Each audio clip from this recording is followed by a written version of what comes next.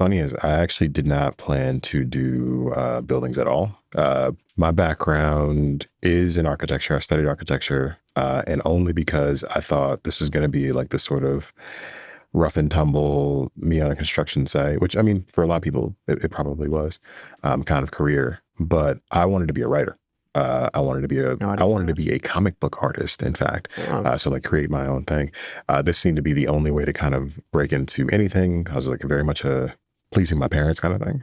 But why I got into buildings was because there's narrative. When I started in school, I did the first year. The first thing I found out was like architecture wasn't anything like what I thought it was. There's a narrative about space. There's a narrative about design. There's a narrative about how you expect users to kind of occupy things, and also about problem solving. So like all of that was like, okay, cool. Then this is actually what I do want to do. hmm. I mean, it was the first few weeks of studio, the first few weeks of design studio, what we call design fundamentals, or as most architects would refer to it as fundies, at least in my my neck of the woods. Yeah. We read and discovered. It was a lot of like figure ground stuff and studies, and it was so much more different than I'd expected it to be. First book we read was Italo Calvino's Invisible Cities.